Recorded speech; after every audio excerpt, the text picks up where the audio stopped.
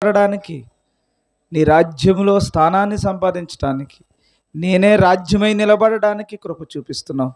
అందుని బట్టి స్తోత్రాలు తండ్రి. ఈ కూడికని ఏర్పాటు చేసుకున్న బిడ్డలందరినీ కూడా ప్రత్యేకంగా మీరు ఆశీర్వదించి దీవించి ప్రభు, ఈ స్థలమందు నిలవబడి ఉన్న, ఈ స్థలమందు ప్రభువా నీలో నిలుచునున్నా, నీలో ప్రభువా స్తుతిస్తూ ఉన్నా ప్రభువా, ఎంతో నిష్ఠతో ప్రభువా నాయన ఈ కూడికలో పాలు పంచుకున్న బిడ్డలందరినీ దీవించి నీ జీవవాక్కుల ద్వారా, నీ ధ్యానం, నీ యొక్క అమూల్యమైనటువంటి తండ్రి బ్రతికించే అక్షయమైన ఆహారాన్ని బిడ్డలకు అనుగ్రహించి ఆ మాటల ద్వారా తన బ్రతుకును, తన జీవితాన్ని కాపాడుకుని నిత్య అగ్నిదండన నుంచి నాయన తనను, తన కుటుంబాలను రక్షించుకునే ధన్యత ప్రభు బిడ్డలందరికీ దయచేయమని నీ దీనదాసుని ప్రభు నిలవబడి ఉండగా ప్రభు నీవే నీ జ్ఞానమును అనుగ్రహించి ప్రభు, ఒక పాత్రగా మాత్రమే ఉన్నాను, అజ్ఞానిని. నీ ప్రభువ ఏమాత్రము జ్ఞానము లేని వాడిని మీరే ప్రభువ నిలవబడి తండ్రి నాలో నుండి మాట్లాడి మా అందరికీ కావలసిన ఆత్మీయ ఆహారాన్ని మాకు అనుగ్రహించమని యేసు ప్రభు వారి శ్రేష్టమైన పరిశుద్ధమైన నామములో ప్రార్థిస్తూ వేడుకొనిచున్నాము పరమ తండ్రి. ఆమేన్, ఆమేన్. పరిశుద్ధ గ్రంథంలో మనం ఈరోజు శ్రమలే మన అందరినీ కూడా పరలోకానికి నడిపించేవని, శ్రమ గుండా మాత్రమే నిత్యత్వాన్ని చేరుకోగలమని, అట్టి శ్రమలు మనందరం పొందుకోవడం అనేటువంటిది మనందరి యొక్క, అది దేవుడు మనకి ఇచ్చినటువంటి మహాభాగ్యమని గుర్తెరిగి శ్రమను దాటడం అనేటువంటి ఒక ఉన్నతమైనటువంటి స్థితికి మీరు చేరుకోవాలని కోరుతున్నాను.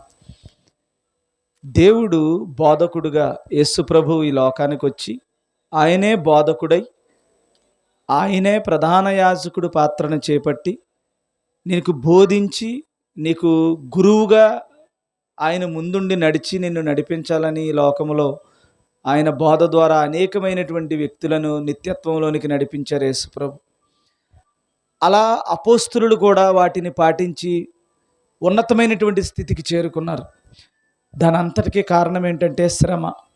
ఆ శ్రమను ఒకసారి మన అందరము కూడా బైబిల్లో ఉన్నటువంటి విషయాల్ని ఎలా మనం చేరుకోవాలి, ఎలాగ వారు చేశారు, ఎలాగ వారు భక్తులయ్యారు, ఎలా వారు దానిని ట్రైనింగ్లో పొందుకున్నారు, ఆ ట్రైనింగ్ ద్వారా, ఆ శిక్షణ ద్వారా ఎలాంటి ఉన్నతమైన కార్యాలు వారు చేయగలిగారు అన్నటువంటి విషయాన్ని మనం చూద్దాం. ఇదే విషయం మనకి మత్తయి సువార్త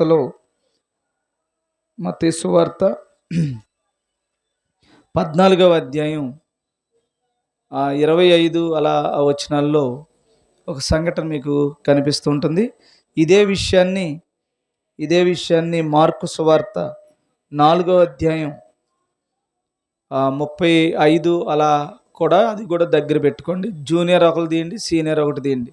మత్తయి సువార్త ఒకరు తీయండి, మార్కు సువార్త మరొకరు తీయండి. మార్కు సువార్త ఏంటమ్మా? 4వ అధ్యాయం. అక్కడ సంఘటన ఏంటంటే, చదవమ్మది. రాత్రి 4వ జామున, చదవమ్మా. రాత్రి 4వ జామున ఆయన సముద్రము మీద నడుచుచు వారి యొద్దకు వచ్చాను. ఆయన ఇక్కడ ఒక సంఘటన జరిగింది.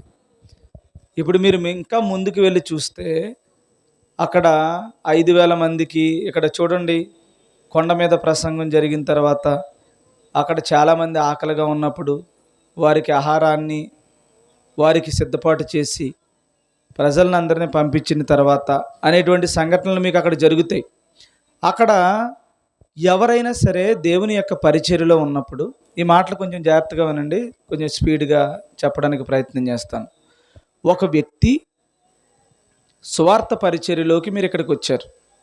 వచ్చిన మీ అందరికీ కావాల్సినటువంటి గుణాన్ని ఒకటి సంపాదించుకోవాలి. ఇది మాత్రం చాలా క్లియర్గా మీరు నేర్చుకోవాల్సిన విషయం. ఇంతకీ ఏం కావాలో మనకంటే, ప్రకటన గ్రంథం అనేటువంటిది మన అందరికీ చాలా ప్రాముఖ్యం. ప్రకటన గ్రంథం అంటే ఏంటంటే, నీ తప్పులు అందులోనే తెలిస్తే తీర్పు అందులోనే వస్తుంది. అందుకని ఆ ప్రకటన గ్రంథం చదివేవాడు ధన్యుడని బైబిల్ మనకి చెప్తుంది. ప్రకటన గ్రంథంలో నీవు ఏ శిక్ష పొందుతావో, ఏ పరిస్థితులు నీకు వస్తాయో, ఏ దానికి ఏమొస్తుందో కూడా అందులో క్లియర్గా మనకు రాయబడింది, సంఘాలతో సహా. సో ఇప్పుడు అందులో 2వ అధ్యాయం 1వ వచనములో అక్కడ ఎఫెసీ సంఘానికి దేవుడు చెప్తూ మనందరికి కూడా ఆ విషయం తెలియాలని చెప్తూ ఏమంటున్నాడంటే, ఈ మాట మీరు గుర్తుపెట్టుకోండి. 3వ వచనం, నీవు సహనము కలిగి నా నామము నిమిత్తము ఏం చేయాలమ్మా? ఇక్కడికి వచ్చినటువంటి మనందరం కూడా సంఘస్థులమే కదా. ఎఫెసీ సంఘములో సంఘానికి ఉన్న ఒక క్వాలిటీ చెప్తున్నాడు. ఇది ఉండాలి, ఖచ్చితంగా ఉండి తీరాలి, లేకపోతే మనం ఇబ్బంది పడతాం అన్నమాట. ఏముండాలి? సహనము కలిగి సహనం ఉండాలి. ఫస్ట్ సహనం ఎప్పుడు వస్తుంది మనకి? సహనం ఎప్పుడు వస్తుంది? సహనం అనేది మనం ఎప్పుడు సాధించగలుగుతాం? దేవుడు మనకి ఇస్తానన్న నిత్యత్వాన్ని సంపాదించుకోవడానికి ఒక తీర్మానంతో ఎలాంటి శ్రమనైనా నేను ఓర్చుకుంటాననే ఒక తీర్మానం ఉన్నప్పుడు మాత్రమే మనం దానిని చేరుకోగలుగుతాం కదా. అక్కడ అంటున్నాడు సహనము చదవమ్మా. నీవు సహనము కలిగి నా నామము నిమిత్తము భారాన్ని భరించాలి, అలయలేదనియు నేను ఎరుగుదును. సంఘాన్ని, ఎఫెసీ సంఘాన్ని దేవుడు మెచ్చుకుంటున్న విధం ఏంటంటే, నీవు సహనవంతురాలివి, నా నామం పేరట నువ్వు ఎంతో భరించావు, భారాన్ని భరించావు, కాబట్టి నీ సహనాన్ని, నువ్వు భరించిన నీ భారాన్ని నేను ఎరుగుదును అన్నాడు. ఈ రోజున మనందరికీ ఏముండాలమ్మా? సహనం ఉంటే దేవునికి నచ్చుతాం. దేవుని పరిచర్యలో భారాన్ని భరిస్తే దేవునికి ఎంతో నచ్చుతాం. అది గుడ్ క్వాలిటీ అని బైబిల్ గ్రంథంలో ఎఫెసీ సంఘానికి దేవుడు చెప్తున్నమాట. అక్కడ మళ్ళీ ఇంకొక బ్యాడ్ క్వాలిటీ చెప్తున్నాడు. ఆ బ్యాడ్ క్వాలిటీ ఏం చెప్తున్నాడంటే, నీవు ముందున్నటువంటి నీ స్థితి ఏదైతే ఉంటుందో ఆ స్థితిని నువ్వు కోల్పోయి, చదవమ్మా, ఏ స్థితిలో పడితివో అది జ్ఞాపకము చేసుకుని మారు మనసు పొంది. అంటే మనం ఒక్కొక్కసారి పడిపోతూ ఉంటాం, సహనాన్ని కోల్పోతూ ఉంటాం, లేకపోతే దేవుని పరిచర్యలో ఓర్పు సహనం ఉండదు. దేవుని పరిచర్యలో దేవుడు ఏం చెప్పాడు అది చేయకుండా ఒక్కొక్కసారి మనం ఏం చేస్తామంటే ముందున్న స్థితిని కోల్పోతూ ఉంటాం కొన్ని పర్యాయాలు. అలా కోల్పోతే మారు మనసు పొంది ఇప్పుడైనా నీవు కలిగి ఉన్న దానిని జాగ్రత్తగా కాపాడుకో. ఒకవేళ కనుక నువ్వు పతనమైపోతే నీ వద్ద నుంచి నేను దీపవృక్షాన్ని తీసివేస్తాను అని దేవుడు చెప్తూ ఉన్నాడు అనమాట. కాబట్టి ప్రియమైనటువంటి దేవుని సంగమా, మీరు ఏం కలిగి ఉండాలని చెప్తున్నాడు? ఓర్పు, సహనాన్ని, భారాన్ని దేవుని నామం పేరట మన అందరికీ ఉండాలి. ఇది మాత్రం మీరు బాగా కలిగి ఉంటే దేవునికి నచ్చుతారు అని చెప్తున్నాడు. కాబట్టి ఇప్పుడు మీరు ఏముండాలమ్మా? సహనం, ఓర్పు, మీరు దేవుని నామం పేరట భరించేటువంటి గుణాన్ని కలిగి ఉండాలి. కాబట్టి ఈరోజు ఎంతసేపు చెప్పినా భరించాలి, సహనం ఉండాలి. ఏమాత్రము కూడా ఇంటికి వెళ్ళిపోవాలన్నది ఏమీ రానివ్వకుండా కలిగి ఉన్న స్థితిని జాగ్రత్తగా గట్టిగా పట్టుకోవాలని కోరుతున్నాను. సంఘానికి ఈ గుణం ఉండాలా వద్దా? ఉంటే దేవునికి నచ్చుతారా లేదా? మరి కంగారు పడకండి, నేను వదిలిదాకాను. సరే, ఇప్పుడు ఆ మాట ముందు చదివిస్తున్నాను. దేవుడికి నచ్చాలంటే మీరు ఇప్పుడు ఏం చేయాలి? జాగ్రత్తగా సహనం, వెళ్ళనిదాకా నేను వెళ్ళను అన్నట్టుగా ఉండాలన్నమాట. అంత చక్కగా దేవుని మాట వినండి. సరే, ఇప్పుడు ఇక్కడ సంఘటన ఏం జరుగుతుందంటే, ఇక్కడ చదవమ్మా, అది మత్తయి సువార్త. రాత్రి 4వ జామున ఆయన సముద్రము మీద నడుచుకొచ్చే ముందు ఏం జరిగిందో చదవండి ఒకసారి. వారి యొద్దకు వచ్చెను. వెంటనే అది రాకముందు ఏం జరిగింది? ముందు నడిచి వస్తున్నాడులేండి, నడిచి రాకముందు సంఘటన ఉంటుంది కదా దాని ఎదుర. వెంటనే ఆ జనసమూహములను తాను పంపివేయనంతలో తన శిష్యులు ధోని ఎక్కి తనకంటే ముందుగా అద్దరికి వెళ్ళవలనని ఆయన వారిని బలవంతము చేసెను. వచ్చినటువంటి సంఘాన్ని పాస్టర్ గారైన నేను, అమ్మా మీరందరూ కూడా వచ్చేయండి, 3 గంటలకు అలాగా ప్రార్థన ఉంది అన్నామనుకోండి. ఎంతమంది వస్తారు? వచ్చారు. 3 గంటలకి ప్రార్థనకు వచ్చిన వాళ్ళు కొంతమంది, 5 గంటలకు వచ్చిన వాళ్ళు కొంతమంది, 6 గంటలకు వచ్చిన వాళ్ళు కొంతమంది, చివరికి లాస్ట్లో ప్రారంభిస్తామనగా 8 గంటలకు వచ్చిన వాళ్ళు కొంతమంది ఉన్నారనుకోండి. ఇప్పుడు ఎవరిది కష్టం చెప్పండి? కష్టం ఎవరిదో చెప్తున్నాను. ఎవరిది? 8 గంటలకు వచ్చిన వాళ్ళదా, 3 గంటలకు వచ్చిన వాళ్ళదా? 3 గంటలకు వచ్చిన వాళ్ళకి 8 గంటలను చూసి ఎలాగుంటుంది? ఇప్పుడు వచ్చింది, పోనీ ఉంటే ఉంది, భరించారు, ఓర్చుకున్నారు, అన్నీ చేశారు. అప్పుడు నేను ఏమన్నానంటే పాస్టర్ గారిని, ఎంత న్యాయవంతున్నో చూడండి. అప్పుడు అన్నాను, 8 గంటలకు వచ్చిన వాళ్ళని వదిలేసి మీరు ఇంటికి వెళ్ళిపోండి అమ్మా అని చెప్పి 3 గంటలకు వస్తారు చూసారా, ఎండలో మొఖాలు మాడిపోయి, వాళ్ళు వచ్చి కూర్చుని తిన్నారా లేదా, తాగారా లేదా అన్న గొడవ లేకుండా, ఎప్పటి నుంచో వచ్చారనే బాధ లేకుండా నేను అన్నాను, 8 గంటలకు వచ్చిన వాళ్ళు జాగ్రత్తగా వెళ్ళిపోయి 3 గంటలకు వచ్చిన వాళ్ళు అందరూ కూడా సముద్రం దాటి అవతల బాగుంటున్నాను. ఇది నేను దాటిపోమ్మన్నది ఏది చిన్న కాలువ దాటి వెళ్ళనలేదు, సముద్రం దాటి అవతలకి వెళ్ళిపోమన్నాను. ఇప్పుడు కాకినాడ సముద్రం చూసి సంఘం అంతా అటేపుకి వచ్చండి, నేను అటు వచ్చేస్తున్నాను అనుకోండి, ఏమ్మా ఇటువైపు కాకినాడ దగ్గర నుంచి మీరు బయలుదేరి వచ్చండి, వైజాగ్ దగ్గర నేను రెడీగా ఉంటానన్నాను అనుకోండి, ఎలాగుంటుంది ఇప్పుడు? అలా ఉందన్నమాట. ఆయన అంటున్నాడు, కష్టపడేమో వచ్చిన వాళ్ళందరికీ భోజనాలు వడ్డించారమ్మా, కష్టపడి భోజనాలు వడ్డించారు. వీళ్ళకు ముందు కొంతమంది వచ్చారు, వాళ్ళు శిష్యులే. ఏమన్నారంటే, మీరు ఎక్కడ భోజనాలు ఉంటే అక్కడికి వస్తున్నారు మీరు అని ఒక మాట అనేసరికి అలా కోపగించి, మేము భోజనాలు తినేవాళ్ళ కనపడుతున్నామా అని ఇదని మొత్తానికి దేవుని దగ్గర నుంచి పోయారు కొంతమంది. కానీ మిగిలినటువంటి శిష్యులు ఎవరైతే ఉన్నారో వారు ఏం చేశారంటే అందరికీ భోజనాలు పెట్టారు. ఎంతమందికి భోజనాలు పెట్టారు? ఏమ్మా అందరినీ కలిపితే ఇంచుమించుగా పురుషులు లెక్కెత్తే 5,000 అయ్యారంట, పిల్లల్ని పాపల్ని అందరినీ లెక్కెత్తే ఇంకెంతమంది అయ్యారు? మొత్తానికి ఇన్ని వేల మందికి ఏం చేశారు? భోజనాలు వడ్డించారు. భోజనాలు వడ్డించినోడికి తెలుస్తుంది ఎంత కష్టమో. మీరు రానే సాంబార్ అంటారు కానీ వాళ్ళకి ఉన్నటువంటి పరిస్థితి ఎంత కష్టంగా ఉంటుందో తెలుస్తుంది అనమాట. ఎందుకంటే ఇక్కడి నుంచి అలాగా చివరికి వెళ్ళాలి, ఏమ్మా అక్కడి నుంచి మళ్ళీ ఏం చేయాలి? మళ్ళీ ఇక్కడికి రావాలి. ఈ లోపల సాంబార్ అంటాడు, నీళ్ళు అంటాడు. ఈ వడ్డించిన వాళ్ళకి ఏమవుతుందంటే కష్టంగా ఉంటుంది. అందులోకి బెంచ్ మీద కూర్చున్న వాడు వడ్డించడం ఒకలాగా ఉంటుంది, కింద కూర్చున్న వాడు వడ్డించడం ఇంకొకలాగా ఉంటుంది. ఆల్రెడీ వాళ్ళకి నడుము నొప్పి ఉంటే ఇంకా బాధ ఉంటుంది. సో ఇలాంటి ఇబ్బంది పడుతూ వాళ్ళు భోజనాలు వడ్డించారమ్మా కష్టపడి. ఎవరు? శిష్యులు.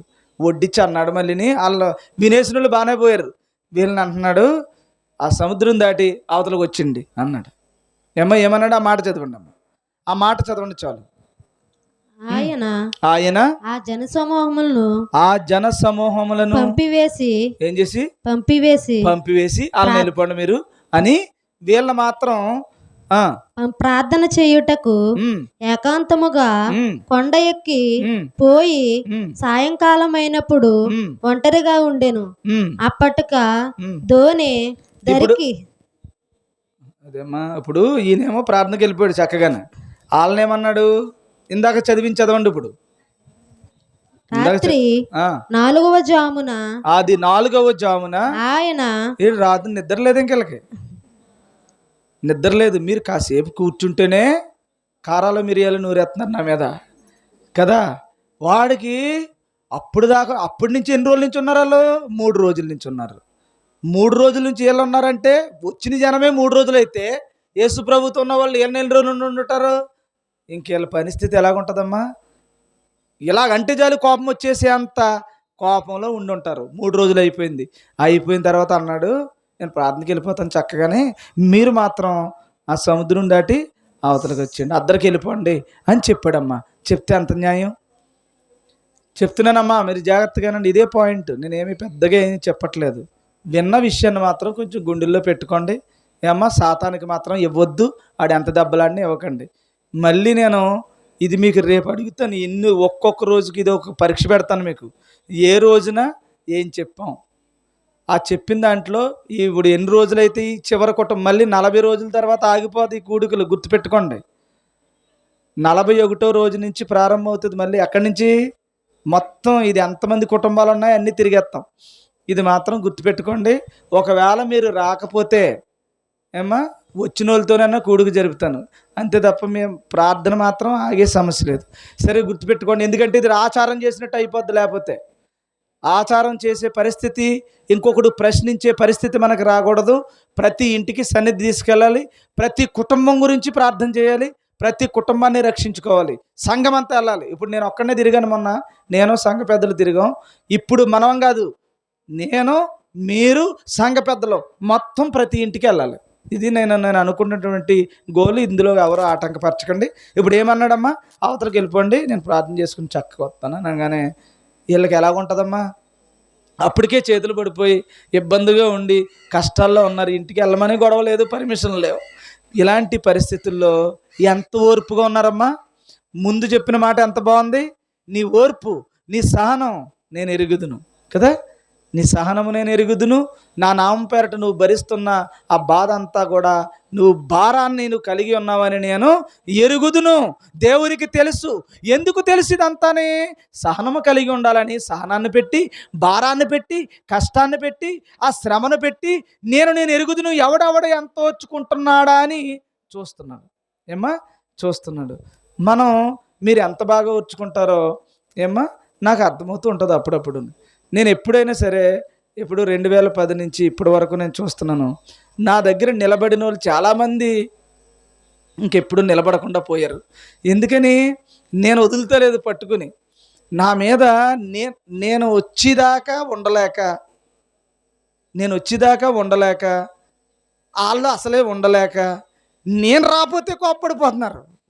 నేను నీకు ఇప్పుడు ఎలాగుంటుందంటే పరిస్థితి, నువ్వు ప్రార్థనకి నువ్వు కూర్చుంటున్నావు, నువ్వు కూర్చున్నందుకు బాధ కాదు, నేను కూర్చోలేక బాధ వచ్చింది. ఇప్పుడు ఏమవుతుంది? మొదలకి దీనికి కారణం ఎవరు? నేను కాబట్టి నన్ను ఏదో అనడానికో లేకపోతే త్వరగా ముగించాను అనడానికో జరుగుతుంది. ఇది ఓర్పు ఉందా? సహనం ఉందా? దేవుడు కోరుకుంటున్న క్వాలిటీ నీకుందా? ఒక వ్యక్తి నీలాంటి మనిషే ఇక్కడ ఒకడు మాట్లాడుతున్నాడు. నేనే కదా ఇప్పుడు గొంతుపోయి అంటారు. మీకు చెప్తున్నాను, నేను త్వరగా ముగించుకుని ఇంటికి చేరేయచ్చు కదా. ఇది ఏమన్నా పెయిడ్ ఆర్టిస్ట్ని కాదు కదా నేను. పోనీ ఎక్కువ చెప్తే ఎక్కువ ఇస్తారంటాకి. ఇక్కడ అలాగేమీ లేదు కదా. ఎవరికి చెప్పినా ప్రేమతోనే కదా చెప్పేది. ఎవరినైనా రక్షించుకోవాలనే భారంతో కదా చెప్పేది. ఇది సహనంతోనే ఒక్కడనే గింజుకుని చెప్పేదే కదా ఇది. అందుకని ఆడు ఉంటున్నాడు, నాకేమైంది, ఆడు ఉంటున్నాడు, నాకేమైంది, ఆడు ఉంటున్నాడు, నేనేమైంది అనుకోవచ్చు కదా. అనుకోవట్లేదు. ఆడుంటున్నావు, నేను ఉండనేమను కదా అనుకుంటావు. ఎందుకు అలాగే ఇబ్బంది పడి? నువ్వు ఇబ్బంది పడ్డావు రైటే. ఆ స్థాయికి నేను ఎదగాలని ఎందుకు అనుకుంటలేదు? అప్పటి నుంచి ఇప్పటి వరకు నేను చెప్తున్నానమ్మా, కాసేపు వింటారమ్మా యాక్టివ్గానే. కాసేపు వినేసరికి నేను వదిలే సమస్య ఉండదు. అలా చెప్తూ ఉంటాను వాళ్ళకి. చెప్పి లోపల వింటారు, ఇంక తల అలాగ వేస్తారని. ఆ రోజు అలాగ 2 రోజులు 3 రోజులు భరింతారు. 4వ రోజు నుంచి 5వ రోజు నుంచో ఆ బ్యాచ్ ఉండదు. ఇంకా మళ్ళీ ఇంకో కొత్త బ్యాచ్ వాళ్ళకి తెలక వాళ్ళకు 2 రోజులు 3 రోజులు ఉంటారు, అనుపోను చూస్తారు, వాళ్ళు ఉండరు. చివరికి ఇలాంటి పరిస్థితి, నేను ఎవరైనా నిలబడతారా అని చూస్తే అందరూ నిలబడి వాళ్ళే, కానీ కొంచెమే 1 రోజు 2 రోజులు 3 రోజులు అలా నిలబడతారు తప్ప ఎప్పుడు లైఫ్ లాంగ్ ఈ నిలబడ్డాడరా అన్న పరిస్థితి ఎక్కడో చోట సోలిపోయినాడు. కానీ నిలబడేటువంటి వాళ్ళు మాత్రం నేను ఇంకా అప్పుడప్పుడు కొంతమందిని చూసి సంతోషం వస్తుంది. వాళ్ళు ఇంకా ఎదగాలి, వాళ్ళు కూడా ఇంకా ఎదగాలన్నమాట. చివరికి కూడుకులు జరుగుతున్నాయా, ఇప్పుడు ప్రేయర్ అయిపోద్ది. ప్రేయర్ అయిపోయేసరికి 9, 9:30 ఇవన్నీ చేసేసరికి నేను ఇంటికి వెళ్తాను. వాళ్ళ ఇంటికి వెళ్ళి ప్రార్థన చేస్తాను. వాళ్ళ పిల్లలు ఏం చదువుతున్నారు, వాళ్ళ గొడవ ఏంటి, వాళ్ళ ఒంట్లో ఉన్న వాళ్ళందరికీ వాళ్ళ గురించి మాట్లాడి, ఒక్కొక్క చోట ఎక్కువ అవుతుంది, ఒక్కొక్క చోట ఏంటంటే వాళ్ళు అక్కడ ఉండేటువంటి పనిని బట్టి, పని భారాన్ని బట్టి అక్కడ ఎక్కువసేపు ఉంటాను. ఈ లోపల కొంతసేపు బయట చూస్తారు, నా కోసం చూస్తారు. నేనేమో లోపలికి వెళ్తే బయట ఉన్నారన్న విషయం మర్చిపోతాను అనమాట. అలాగ చాలాసార్లు చాలామంది చూశారు. ఇప్పటికీ ఇంక నేను వచ్చేసరికి ఇంక ఆవిడ ఉండలేదు, ఇంక ఇంటిగాళ్ళు తప్ప, ఇంటి వాళ్ళు తప్ప ఇంక మ్యాక్సిమం ఉండడానికి అవకాశం ఉండలేదు. రాత్రి ఎవరు ఉండలేదు.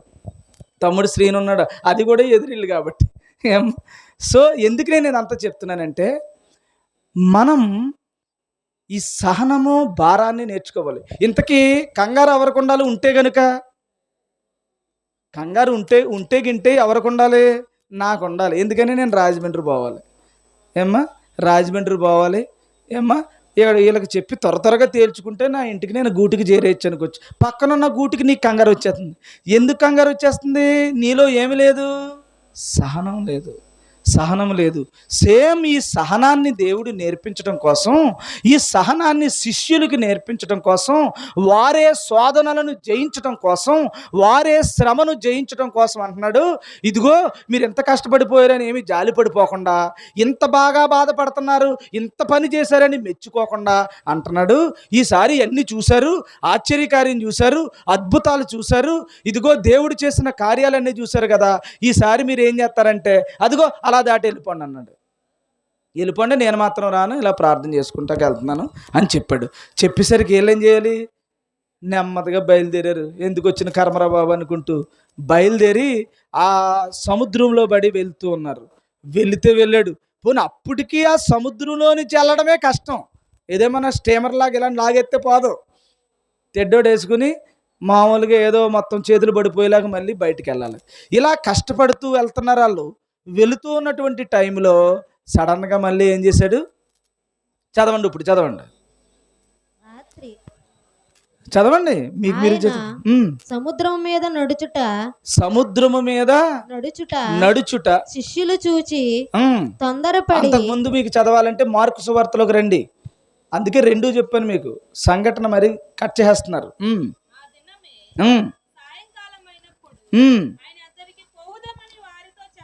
చెప్పగా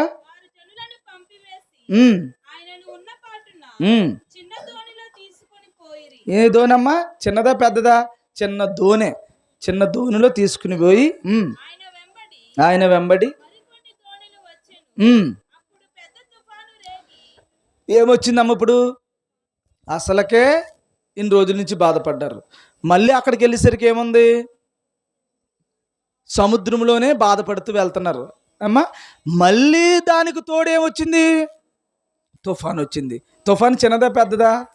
పెద్ద తుఫాన్ వచ్చిందంట. పెద్ద తుఫాన్ ఎవరెట్టారు ఇంతకని? చూడండి ఎలాగుందో పరిస్థితి. ఏమ్మా మీరు ఏదో అనుకుంటున్నారు, పరిచర్య చేయడం అంటే ఏంటో, ఏమ్మా భక్తిగా బ్రతకడం అంటే ఏంటో, చర్చికి వెళ్ళి ఫ్యాన్ కింద కూర్చోవడం అనుకుంటున్నారు మీరు. ఎలాగుంటుందో తెలుసు ఇప్పుడు పరిచర్య. అర్థమవుతుందా మీకు? ఎంత సహనం. ఇప్పుడు మీకు సహనం చూపించండి ఈ కార్యక్రమంలో. నువ్వు ఒక్కసారి ఊహించుకుని, ఏమ్మా అంత ఎందుకు? ప్రభురాత్రి భోజనం రోజునే 3 గంటల దాకా కూర్చోబెట్టడానికి ఎంత బాధపడిపోతున్నారు. ఎన్ని ముఖ కవలికలు మారిపోతున్నాయి, ఎన్ని బాధలు వచ్చేస్తున్నాయి. పైగా ఆ తర్వాత మళ్ళీ 3 గంటలకు మళ్ళీ ఇంకొక పని ఉంది అన్నాను అనుకోండి, ఏమ్మా అప్పటికే 3 రోజులు అయిపోయింది. కష్టపడి వంట చేశారు, ఇవన్నీ వంట కాదు అవన్నీ పంచిపెట్టారు. ఇవన్నీ తర్వాత మళ్ళీ సముద్రంలోకి వెళ్ళారు. సముద్రంలోనే బాధ అంటే మళ్ళీ పెద్ద గాలి తుఫాను ఒకటి పెట్టాడు. గాలి తుఫాను వచ్చింది. అప్పుడేం చేశారు చూడండి. తుఫాను రేగి ఆయన ఉన్న దోణి మీద కొట్టినందున దోణి నిండిపోయింది. ఆయన దోణి అమరమున తలగడ మీద తలవాల్చుకొని నిద్రించుచుండెను.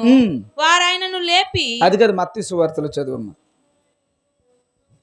రాత్రి 4వ జామున ఆయన సముద్రము మీద నడుచుచు వారి యొద్దకు వచ్చెను. ఆయన సముద్రము మీద నడుచుట శిష్యులు చూచి తొందరపడి భూతమని చెప్పుకొని భయము చేత కేకలు. ఎప్పుడైతే శిష్యులు వెళ్ళిపోయారో ఆ శిష్యుల తర్వాత యేసు ప్రభు ఏం చేస్తున్నాడు?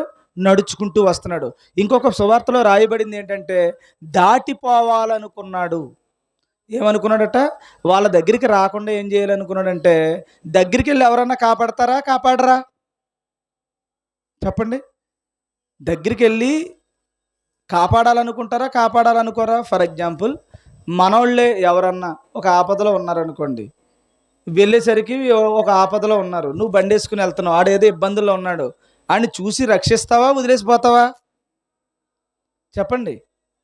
మీరు ఎవరన్నా, మీ ఓడు ఎవడన్నా ఒక ఇబ్బందిలో ఉన్నాడమ్మా, ఇబ్బందిలో ఉండి ఆడు ఎవరితోతో ఇబ్బంది పడుతున్నాడు, మీరేమో మీ ఊరోళ్ళు ఇలాగ వెళ్తుంటే ఆయన చూసి ఒరేరా ఎవడో మన ఊరోడిని ఇంకొకడు ఎవడో ఏదో ఇబ్బంది పెడుతున్నాడు రా అని అందరూ దిగి కాపాడరా? ఇక్కడ యేసుప్రభు అనుకుంటున్నాడట వాళ్ళ బాధలు వాళ్ళు పడుతున్నారని పక్క నుంచి దాటిపోతున్నాడట. దాటిపోతుంటే ఇలా పొలికేకలు వేసేస్తున్నారు. ఎందుకని ఏమ్మా? యేసుప్రభు కోసం పొలికేకలు వేస్తున్నారు అనమాట. అప్పుడు తప్పనిసరి పరిస్థితుల్లో వారి దగ్గరికి వచ్చాడు. గుర్తుపెట్టుకోండి. ఏమ్మా? దాటిపోవాలనుకుని వారి దగ్గరికి వచ్చినట్లుగా మీకు ఆ మార్కు సువార్త అన్ని మీరు చదవండి, అందులో ఉన్నటువంటి విషయాలన్నీ క్రోడీకరించండి.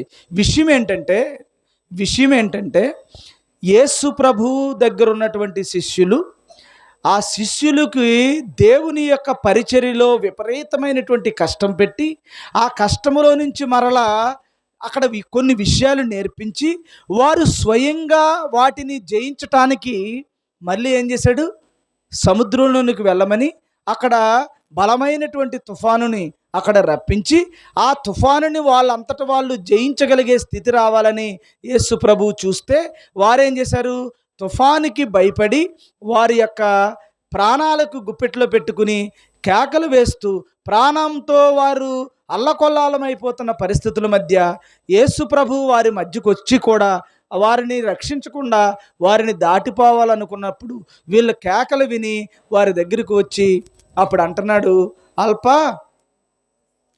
అల్ప విశ్వాసి. ఆ మాటలు చదవండి అమ్మా.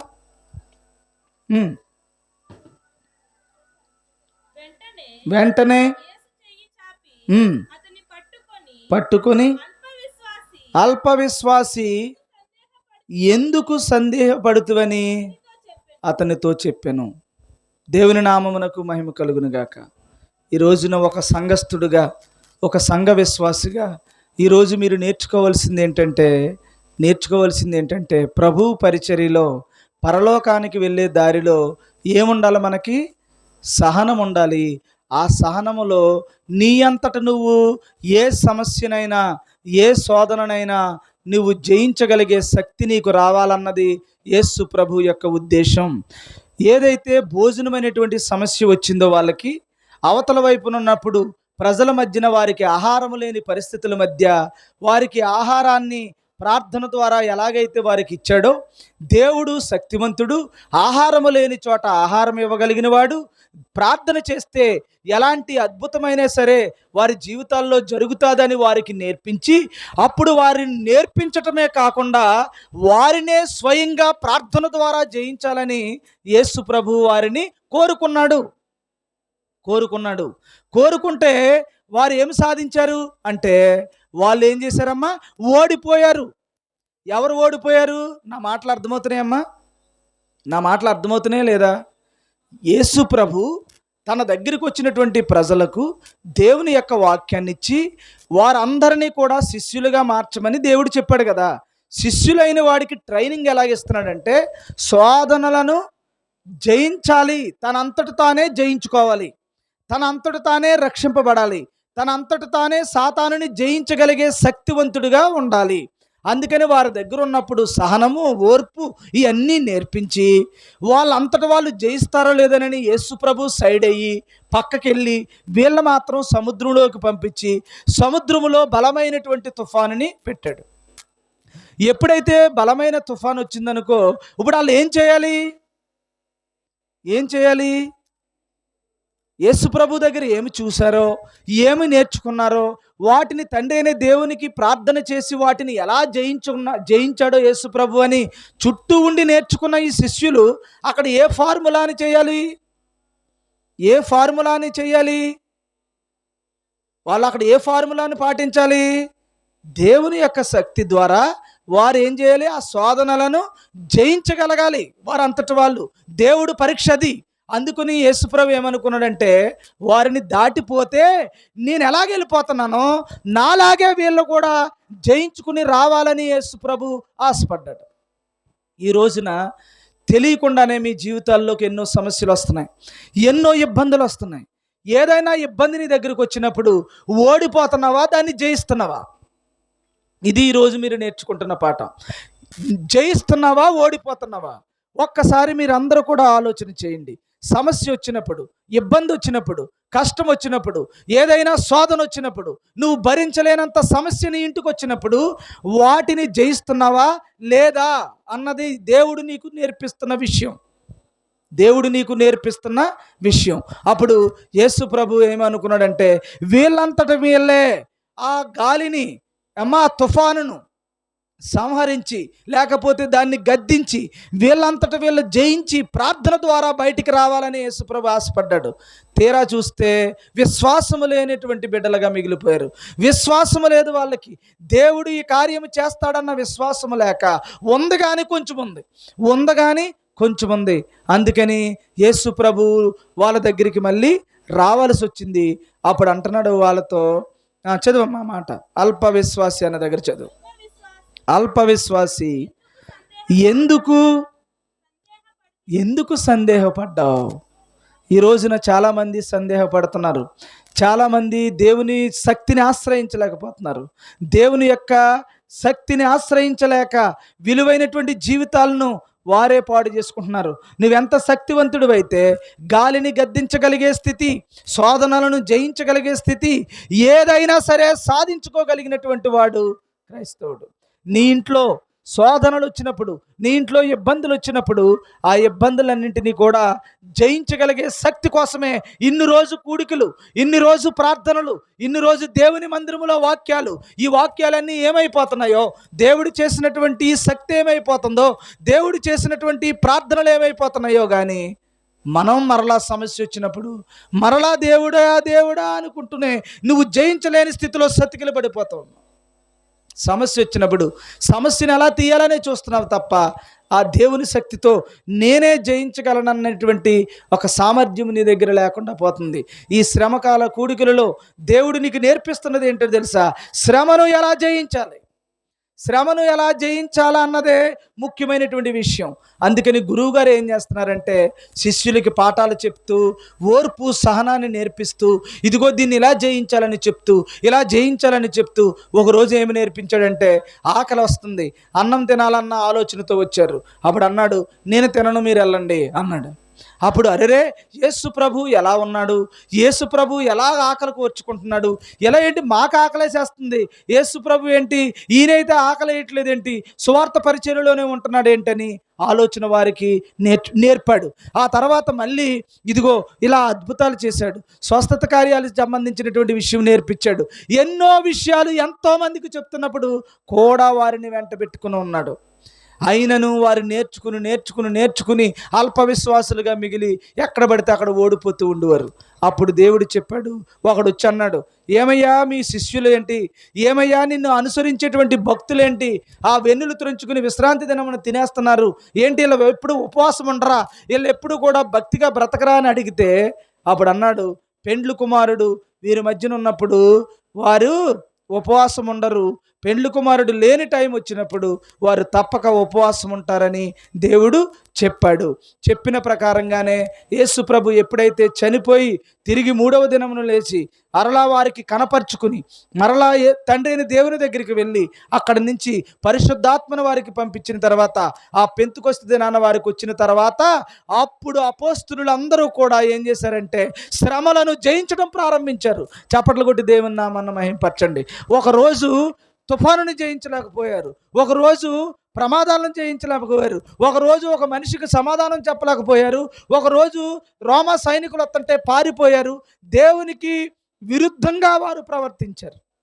కానీ ఒకరోజు వారికి ఎలా వచ్చిందమ్మా, పరిశుద్ధాత్మ దేవుడు వారికి పరిశుద్ధాత్మను అనుగ్రహించిన తర్వాత వాళ్ళే జయించారండి. శ్రమను జయించారు, శోధనలను జయించారు, ప్రకృతిని జయించారు. వారి జీవితాలలో శ్రమను జయించే ఉన్నతమైన స్థితికి చేరుకున్నారు. దానికి కారణం ఏంటంటే తెలుసా, ఓర్పు సహనముతో వారు దేవుని యొక్క వాక్య ప్రకారంగా ఎంతో నేర్చుకుని పరిశుద్ధాత్మను సంపాదించిన తర్వాత పెంతెకొస్తు దినం వరకు వాళ్ళు ఏం చేశారో తెలుసా, ఆ మేడగదిలో ఉండి ప్రార్థనలు చేశారు. మనము కూడా ప్రార్థనలు చేస్తూ పరిశుద్ధాత్మను సంపాదిస్తే ఎలాంటి శోధనైనా ఎలాంటి శ్రమనైనా మనం జయించి పరలోకానికి చేరుకుంటామని బైబిల్ గ్రంథం మనకి స్పష్టంగా తెలియజేస్తూ ఉంది.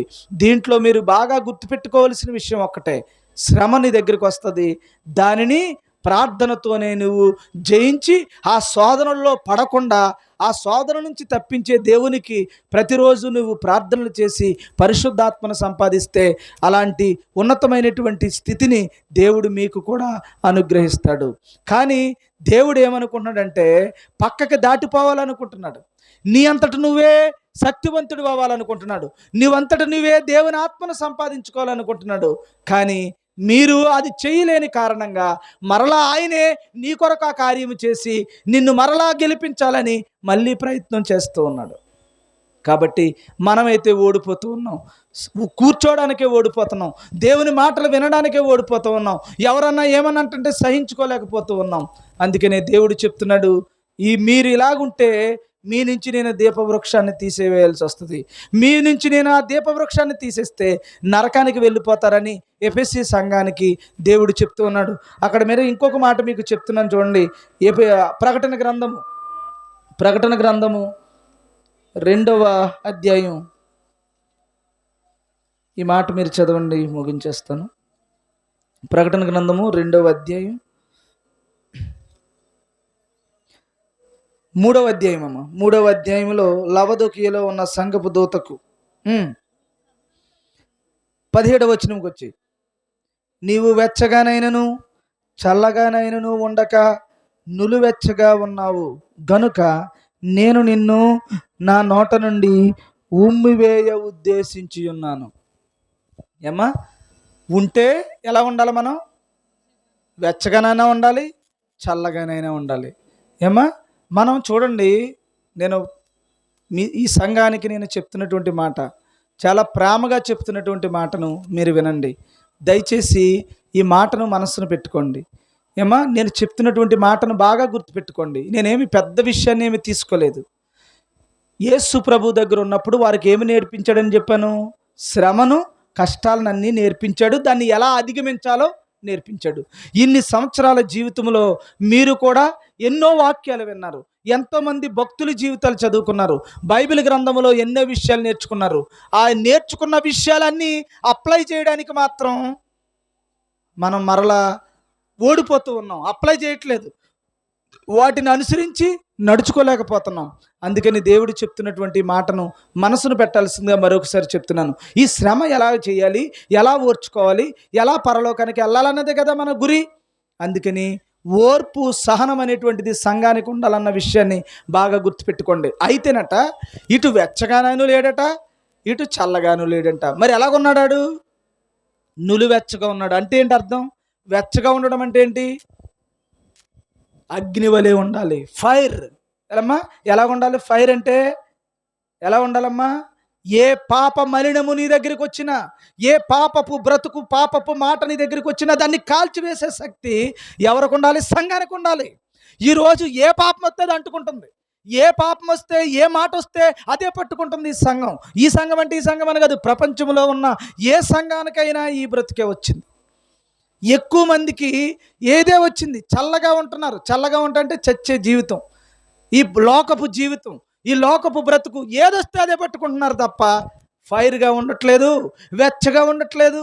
ఆ వెచ్చగా ఉంటే ఏ పాపం వచ్చినా కాల్చివేసే శక్తి దేవుడు నీకు ఇస్తాడు. అయితే ఈ సంఘమట, ఏ సంఘం ఇది? లవదొకియా అనేటువంటి ఈ సంఘములో ఏముందంట లక్షణం? చల్లగాను లేడట, వెచ్చగాను లేడట. అంటే మధ్యంతరంగా ఉన్నాం. ఇటు దేవునిలోనూ ఉంటున్నాం, లోకంలోనూ ఉంటున్నాం అనమాట. ఇలాంటి వారిని దేవుడు ఉమ్మివేయ ఉద్దేశించి ఉన్నానని చెప్తూ వాళ్ళలో ఉన్న లక్షణాలు చెప్తున్నాడు.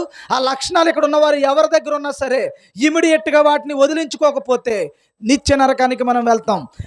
అవి ఏంటన్నది మీకు నేను చదువుతాను. అవన్నీ కొద్దిగా గుర్తుపెట్టుకుని టకటక ఎప్పటికీ రాసుకుంటూ ఈ మాటలు మీలో చచ్చేదాకా మీరు ప్రార్థన చేయాల్సిందిగా ప్రభు పేరట మనవి చేస్తున్నాను. అవేంటంటే, మనం ఎవరమట? దౌర్భాగ్యుడము. ఎవరమ్మా? దౌర్భాగ్యులము. తర్వాత దిక్కుమాలిన వాళ్ళము, దరిద్రుడువును, గ్రుడ్డివాడువును, దిగంబరుడునువై ఉన్నావని ఎరుగక నేను ధనవంతుడును, ధనవృద్ధి చేసి నేను బాగా డబ్బు సంపాదించుకున్నాను, నాకేమీ కొదువు లేదు చెప్పుకొనిచున్నాం. చూడండమ్మా, మనం ఏం చేస్తున్నాం? సేమ్ క్యారెక్టర్లు మనకు కనబడుతున్నాయా? మనకు అలా కనిపిస్తుందా? మనం దేనిలో చూస్తున్నాం? ఏ లక్షణాలు ఉన్నాయంట మనకి? ఇటు చల్లగాను, ఇటు వెచ్చగాను కూడా లేమంట. లేకపోయి మనలో ఏ లక్షణాలు ఉన్నాయట?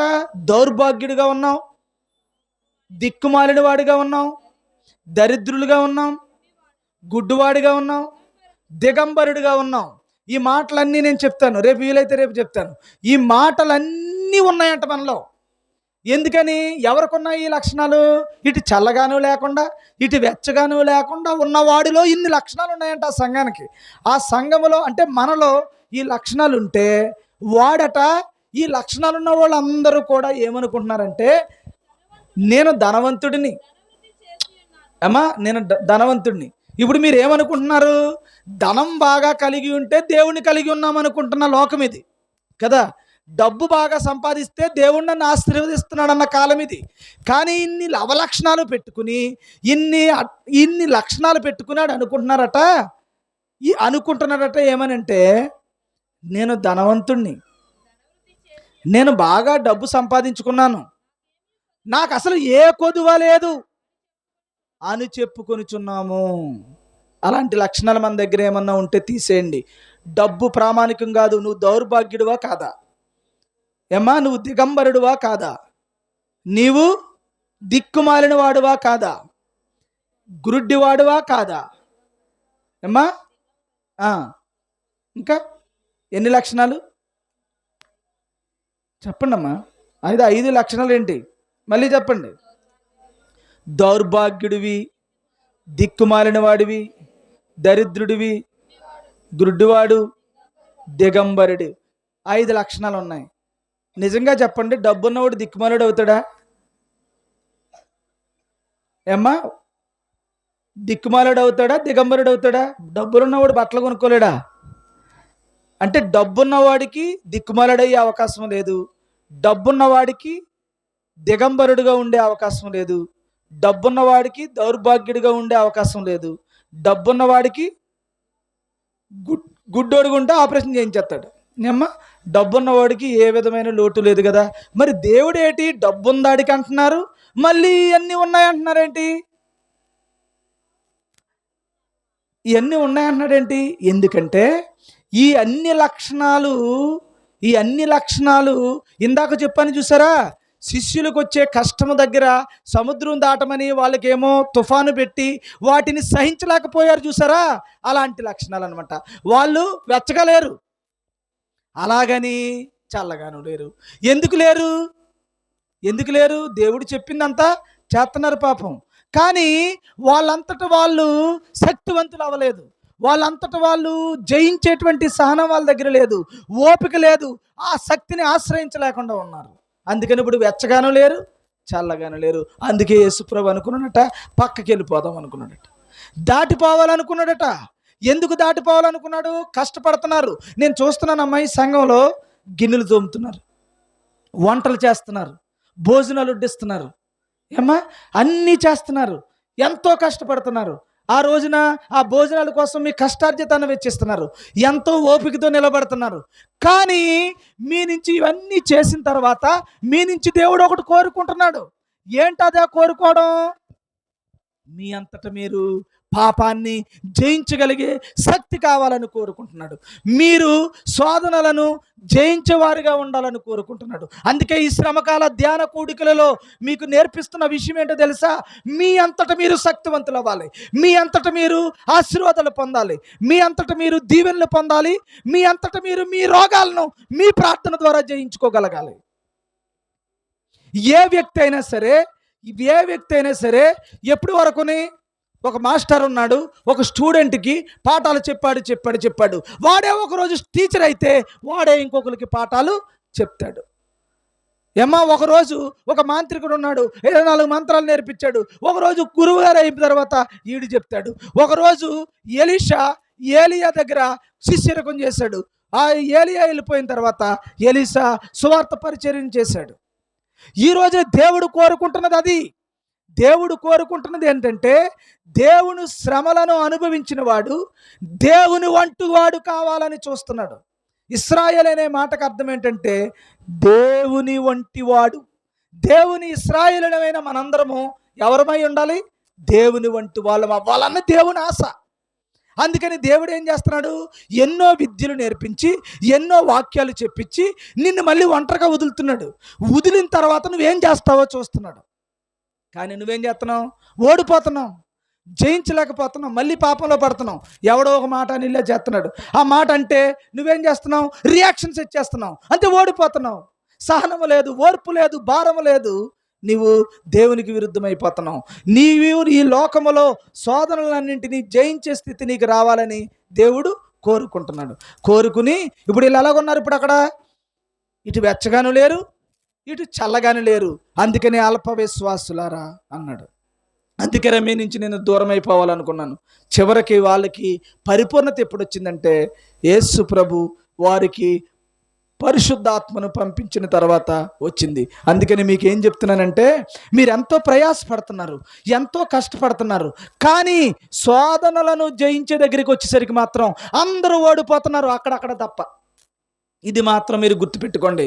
అందుకని మనం ఏమైపోతున్నాం, దౌర్భాగ్యులం అయిపోతున్నాం. ఇంతకీ దౌర్భాగ్యుడు అంటే ఏంటి, దౌర్భాగ్యుడు అంటే ఏంటమ్మా, శోధనను జయించలేని బతుకైపోతుంది. దౌర్భాగ్యుడు అంటే ఎప్పుడు అంటాడు దౌర్భాగ్యుడని, అమ్మా ఇంట్లోకి పెళ్ళి వచ్చింది, పెళ్లి చేయలేకపోతుందంటారు, పిల్లకి అన్నాడు అనుకోండి, అని ఏమంటాం మనం, నాకు 4 పిల్లలు ఉన్నారమ్మా, ఈదిలోకి వచ్చి అంటున్నాను, 4 పిల్లల్ని నేను పెంచలేనురా, 4 పిల్లల్ని పెంచలేను, వాళ్ళకి పెళ్ళిళ్ళు చేయలేను, వాళ్ళకి ఇల్లు కట్టలేను, నా వల్ల ఏం అవదన్నాడు అనుకోండి, అప్పుడు ఏమంటాడు బయటడు, ఓరి దౌర్భాగ్యుడా, కనేత్తం కన్నావు కానీ పిల్లల్ని పెంచడం నీకు రావట్లేదని అంటాం కదా. అలాగట ఈ క్రైస్తవ్యం అనే దేవుని పేరు పెట్టుకుని నేను యోధుడుగా, సైనికుడిగా పరలోకమును నేను చేరుకోగలిగే యోధుడునని, దేవుని బిడ్డనని, దేవుని వంటి వాడినని క్రైస్తవంలోకి వచ్చి క్రైస్తవుడిగా నీ బిడ్డగా నేను ఈ లోకంలో బ్రతికి చూపిస్తానని వచ్చి మనం ఎక్కడ ఓడిపోతున్నాం, ఏమో జయించే దగ్గర ఓడిపోతున్నాం. అప్పుడు మరి దిక్కుమాలుడు కాకపోతే ఎవడవు నువ్వు, దౌర్భాగ్యుడు కాకపోతే ఎవడవి అంటే దేవుని పని చేయడంలో దిక్కుమాలుల్లో నిలబడుతున్నావు. మళ్ళీ వచ్చి ఆయనే లేపుతున్నాడు నిన్ను, మళ్ళీ వచ్చి ఆ చర్చిలో 4 మాటలు చెప్పిస్తే ఆ రోజుకైనా వస్తుంది అనుకుంటే అది ఇని తగలాడుతున్నావా, అది వింటలేదు.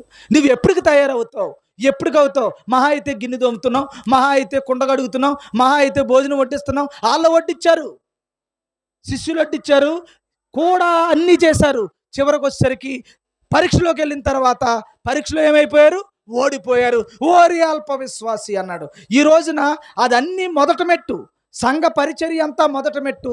రెండో మెట్టేది సాతానుని జయించాలి. జయించగలిగినప్పుడే వీరుడు అవుతాం. అందుకని అల్ప విశ్వాసులుగా మీరు ఉండకూడదు. అందుకని మీరు ఏం చేయమన్నాడు, మేడగదిలోకి వెళ్ళండి, ప్రార్థన చేయండి, మీకు నేను పరిశుద్ధాత్మను పంపిస్తానన్నాడు. ఇప్పుడు కూడా ఈ సంఘానికి కూడా చెప్తున్నాడు, మీరు అన్నీ చేస్తున్నారు కాబట్టి ఇది ఇస్తానన్నాడు. గిన్నె కడిగినోడికి ఇస్తున్నాడు, వంట చేసినోడికి ఇస్తున్నాడు, ప్రార్థనకు వచ్చినోడికే ఇస్తున్నాడు, వాక్యం చెప్పినోడికే ఇస్తున్నాడు, సంఘంలో ఉన్నవాడికే ఇస్తున్నాడు. మరి బయటోడికి కూడా అది వాడికి రెండో పరీక్షలో, రెండో మెట్లోకి ఏమేస్తున్నాడంటే, ఇప్పుడు నీవు పరిశుద్ధాత్మ కొరకు ప్రార్థన చేయి, అప్పుడు నీకు నేను పరిశుద్ధాత్మని ఇస్తాను, అప్పుడు జయింది కానీ ఏదైతే అద్భుతాలు నీ జీవితంలో జరిగిద్ది కానీ అని దేవుడు చెప్తున్నాడు. కాబట్టి దిక్కుమాలిన వాడు, బట్టలు లేనోడట, దిగంబరుడట. ఎందుకు బట్టలు లేనోడంటే ఎవరమ్మా చెప్పండి, మాట చెప్పండి, ముగిస్తాను. గట్టిగా చెప్తలేదు మనకి, చెప్పండి. 8:57 చెప్పండి, 2 నిమిషాల్లో ముగిస్తాను. దిగంబరుడు అంటున్నాడు, బట్టలు లేనివాడు అంటున్నాడు. వాక్య ప్రకారంగా బట్టలు ఏంటో చెప్పండి. వాక్యమును నెరవేర్చలేనోడు. అందుకనే ప్రకటన గ్రంథంలోనే రాయబడింది, నీతి క్రియలనే తెల్లని వస్త్రములు. క్రియలైన వస్త్రాలంటేనే దేవుడు చెప్పిన మాటల ప్రకారంగా నువ్వు దాని శక్తిని ఆశ్రయించినప్పుడు అప్పుడు ఏమి ధరించిన వాడివి, నీతి క్రియలనే తెల్లని వస్త్రాన్ని ధరించిన వాడివి. మరి గుడ్డోడు అంటే ఎవరమ్మా, గుడ్డోడు ఎవరు, కనులుండి కానలేని, చెవులుండి వినలే. పాట చాలా బాగా పాడుతున్నారు. కళ్ళు ఉన్నాయా, చెవులు ఉన్నాయా, ఉన్నాయి ఉన్నాయి, కానీ ఇంకోటి చూస్తున్నాయి, టైం చూస్తున్నాయి. బ్రతుకు చూస్తలేదు ఈ కళ్ళు. ఏమి వింటున్నాయి? భౌతిక సంబంధమైన దాన్ని వింటున్నాయి. ఆ బ్రతుకుని చూసుకుంటలేదు ఈ చెవులు. అందుకనే ఆత్మతో చెప్పుచున్న మాట చెవి కలిగిన, ఆత్మ సంగముతో చెప్పుచున్న మాట చెవి కలిగినోడు ఎవడన్నా ఉంటే వాడు వినండి అంటున్నాడు. చెవులు ఎవడికి లేవు, అందరికి ఉన్నాయి. కానీ ఎవడు వింటాడో వాడు మాత్రమే దీన్ని సంపాదించుకుంటాడు. అందుకని కళ్ళు కనపట్లేదంటే ఏంటో చెప్పండి. సరే, చిన్న ఎగ్జాంపుల్ చెప్పి ముగిస్తాను. ఏలీ ఉన్నాడు, పాస్టర్ గారు ఏలీ ఉన్నాడమ్మా, ఆయన ఉన్నాడు. ఆయనకి బైబిల్లో రాయబడింది కళ్ళు అట ఎలా ఉన్నాయి? మందగిల్లాయి అమ్మా. కళ్ళు ఎవరికి? ఏలి పాస్టర్ గారికి కళ్ళు మందగిల్లాయి అంట కదా. మందగిల్లినప్పుడు అన్న ఎలా కనపడింది మరి? ఆవిడ ఏదో అనుకుంటుందని నోరు సౌండ్ వస్తలేదు, ఓన్లీ నోరు మాత్రమే కదుపుతుంది. మరి కళ్ళు మందగిల్లి కళ్ళు అంతా కూడా ఉన్నటువంటి ఏలీ పాస్టర్ గారికి మరి అన్న ఎలా కనపడింది? ఎలా కనపడిందమ్మా? సరే, ఏంటనేది రేపు చెప్తానులేండి. ఇప్పుడు ఏం తేలిలాగా ఏం కనపడతలేదు. సరే, నేను ఒకటే చివరిగా చెప్పే మాట ఏంటంటే అమ్మా, సంఘానికి సహనం ఉండాలి, ఓర్పు ఉండాలి. ఆ ఓర్పు ఒక్క కోసాన కూడా నేను ఆవిడ దగ్గర చూస్తలేదు. ఏమ్మా, మీ దగ్గర ఓర్పు అస్సలు లేదు. నన్ను చూసైనా కొంచెమైనా నేర్చుకోండి. నేను వెళ్ళి బయటికి రాకపోతే నేను ఎందుకు రావట్లేదని బాధపడుతున్నారు తప్ప ఆడికిలాగా నేను ఎందుకు ఉండలేదని చూస్తలేదు మీరు. ఏమ్మా, ఇది గుర్తుపెట్టుకోండి. నేను చేస్తున్నానంటే నాకు ఇది గుర్తొస్తుంది కాబట్టి అక్కడ నా ఇంటిని అన్నింటినీ చంపుకొని ఇక్కడ చేస్తున్నాను. ఇది నా దృష్టిలో నాకు దేవుని భయం ఉంది. నా కళ్ళు చూస్తున్నాయి, నా చెవులు వినబడుతున్నాయి, నా గ్రంథం నన్ను గద్దిస్తుంది కాబట్టి నేను అలా చేసుకుంటూ వెళ్తున్నాను. ఏమ్మా, మీకేమనిపిస్తుంది? కడుపులో చల్ల కదలకుండా చక్కగా వెళ్ళిపోవాలి, చక్కగా జీవితం అయిపోవాలి, చక్కగా వెళ్ళిపోవాలనుకుంటున్నారు. కానీ పరలోకానికి చేరుకోవాలనే శ్రమ మీరు అనుభవించాలని అనుకోవట్లేదు. నేను సంఘంలో గమనిస్తున్నది ఇది. కాబట్టి దయచేసి చెప్తున్నాను, మనం దౌర్భాగ్యులం అయిపోతాం, దిగంబరులం అయిపోతాం. ఏమ్మా, పని ఏంటమ్మా, దిక్కుమాలిన వాళ్ళం అయిపోతాం, గుడ్డు వాళ్ళం అయిపోతాం, ఇంకోటి ఏదమ్మా, దరిద్రులం అయిపోతాం. ఎందుకంటే ఇటు వెచ్చగా లేవు, ఇటు చల్లగా లేవు. అందుకని నిన్ను నోటి చేత ఉమ్మేయాలన్నంత అసహ్యం దేవునికి కలుగుతుందట. ఉమ్మెవేయ ఉద్దేశించుచున్నాను అంటున్నాడు దేవుడు. ఇందుకైనా మనం క్రైస్తవ్యం, ఇందుకైనా ఈ భక్తి, ఇందుకైనా ఈ ప్రార్థనలు, ఇందుకైనా ఈ చర్చలు. దేవుడికి అసహ్యం కలిగే బ్రతుకు మన దగ్గర ఎందుకు? అందుకని నేను ఏమంటున్నానంటే, ఎలా ఉండాలి? దేవుని విషయంలో చాలా ఉన్నతంగా ఎదగాలి. మనం ఉన్నతంగా ఎదగాలి. అప్పుడు మనల్ని దేవుడు అంటున్నాడు, నీకు కలిగి ఉన్నటువంటి ప్రతి దానిని నేను తీసివేస్తాను, ఇదిగో మారు మనస్సు పొందు అని 2వ అధ్యాయంలో చెప్తున్నాడు. అప్పుడు ఆ దీపవృక్షం నీ దగ్గర ఉంచుతాను, నేను నీకు ఏం చేస్తాడంటమ్మా, సమస్త వైభవాన్ని దేవుడు నీకు ఏర్పాటు చేస్తానని దేవుని యొక్క వాక్యం మనకి చెప్తుంది. కాబట్టి శోధనలు వస్తాయా రావా? వస్తాయి. శోధన పరీక్ష దేవుడు పెడుతున్నాడా, మనిషి పెడుతున్నాడా? దేవుడే పెడుతున్నాడు. చూసుకోండి. సముద్రంలోకి వెళ్ళమన్నాడు ఆయనే, గాలివాన ఇచ్చింది ఆయనే, వెళ్ళి కాపాడింది ఆయనే. కానీ వీళ్ళంతటి వీళ్ళు రక్షించుకోవాలని చూశాడు, వీళ్ళంతటి వాళ్ళు దాన్ని జయించాలని చూశారు. ఈ రోజున ఎన్ని శోధనలు ఇంటికి వస్తున్నాయో ప్రతి శోధనలోనే ఓడిపోతున్నాం. కాబట్టి ప్రియమైన దేవుని సంగమా, మీ అందరికీ చెప్పేది ఒకటే, ఎలా ఉండాలి మనం?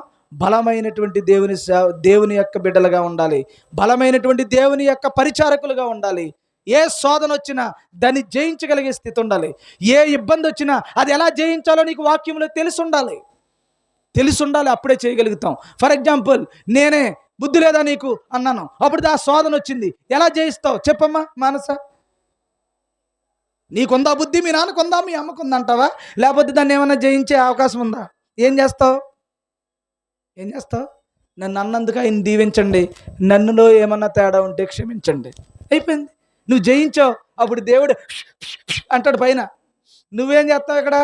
నువ్వు ఇక్కడ దేవుని దేవదూతలు వస్తాయి, నీ దారిని సరళం చేస్తాయి. అలా కాకుండా నువ్వు నీ తాత మొత్తాత అని మొత్తం మొదలెట్టావు అనుకో జగడం, ఇంక నువ్వు ఎప్పుడు మెదుగుతావు అని నోటంట అనుకుంటాడంట.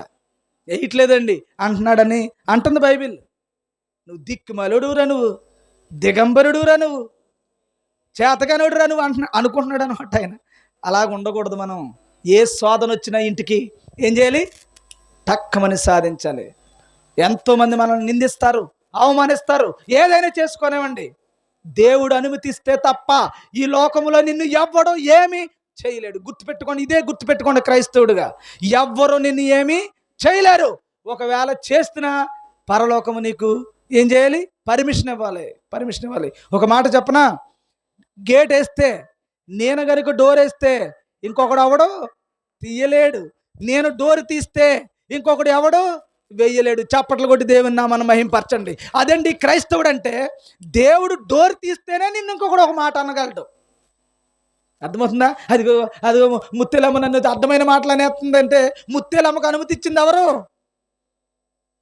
దేవుడు టిక్ పెట్టాడు, పరీక్షకి ఎలా చేశాడు నిన్ను. అప్పుడు ముత్తేలమ్మ మంచి డైలాగులతో ప్రిపేర్ అయ్యి స్క్రిప్ట్ అంతా రెడీ చేసుకుని ఏమే అంటుంది నిన్ను. అప్పుడు నువ్వు ఏమే అని నువ్వు అనకూడదు.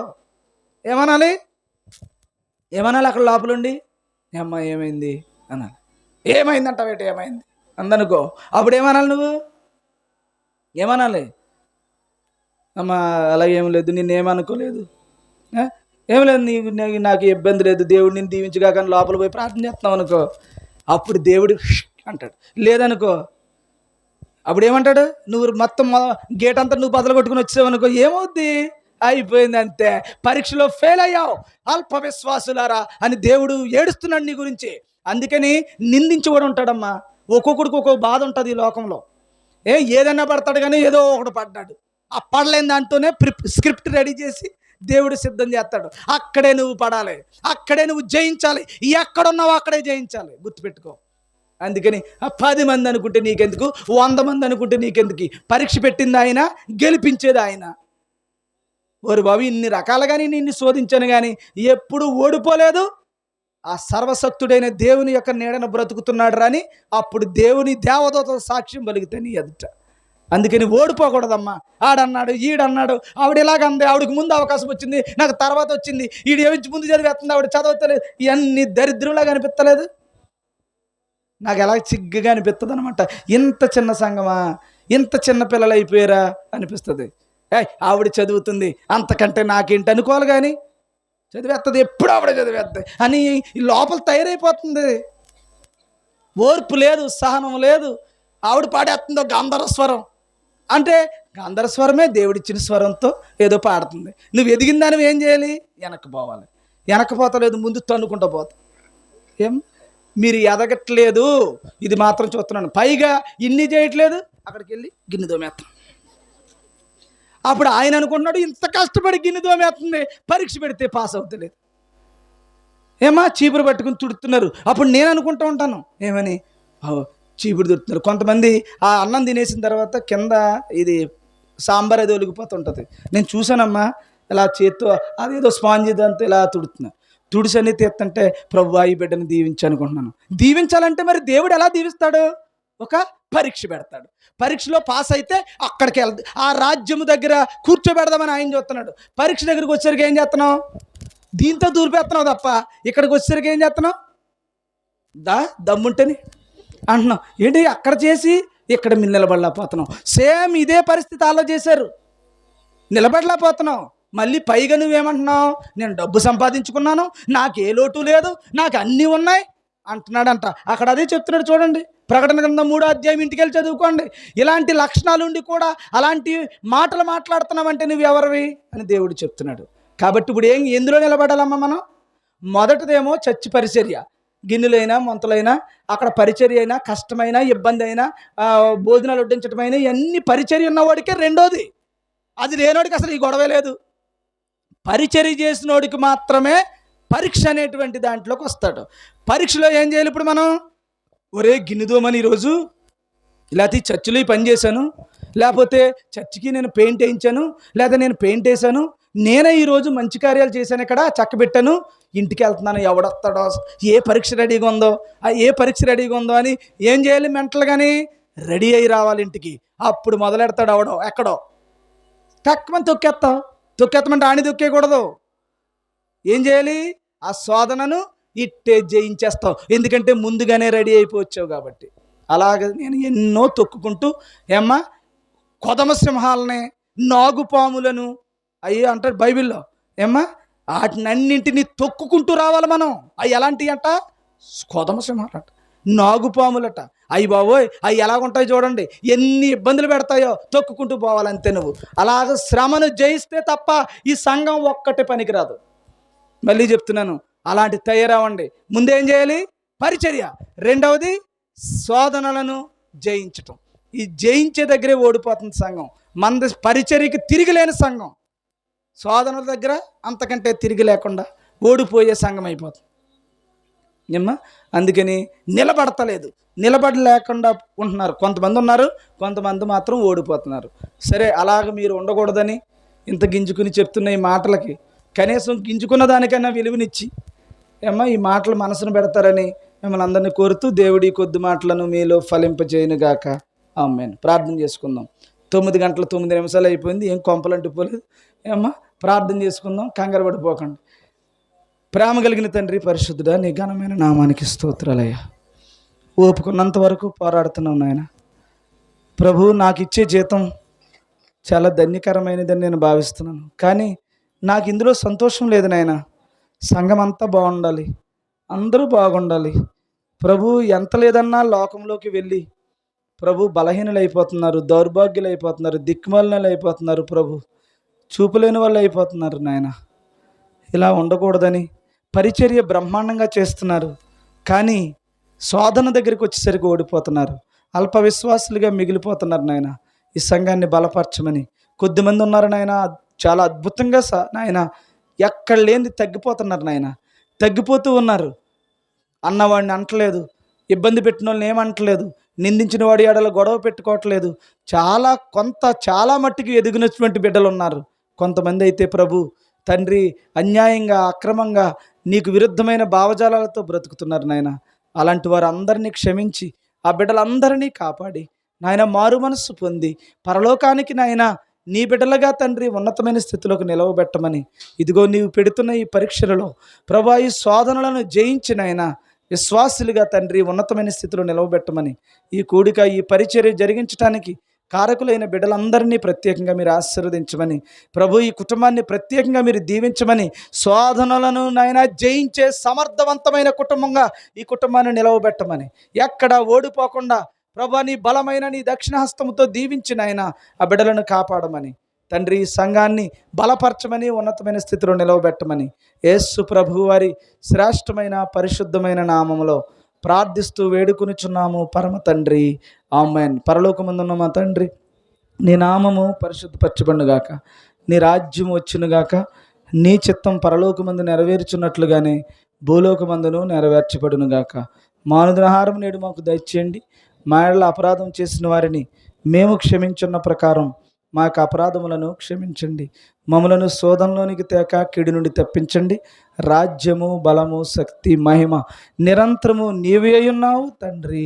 ఆమేన్, ఆమేన్. తండ్రి అయిన దేవుని యొక్క ప్రేమయు, ఆయన ప్రియకుమారుడును మన రక్షకుడునైన యేసు ప్రభు వారి అమూల్యమైన పరిశుద్ధమైన కృపయు, పరిశుద్ధాత్మని యొక్క అన్యోన్య సహవాసం కూడి ప్రార్థిస్తున్న బిడ్డలందరికీ, ఈ మాటలు విన్న ప్రతి ఒక్కరికి పౌరుషము కలిగి శోధనలను జయించే శక్తి సామర్థ్యమును ప్రభు సంఘానికి, అలాగే ఈ కూడికను ఏర్పాటు చేసుకున్న ఈ కూడిక నాయన జరుపుకొనుటకు ప్రభు తన సంతోషముతో స్వీకరించినటువంటి ఈ కుటుంబానికి సదా అన్ని వేళలా నీ యొక్క దక్షిణాస్త బలాన్ని తోడుగా ఉంచి నడిపించుదుగాక. ఆమేన్, ఆమేన్, ఆమేన్. అందరికీ వందనాలండి. దేవుడు మిమ్మల్ని దీవించునుగాక.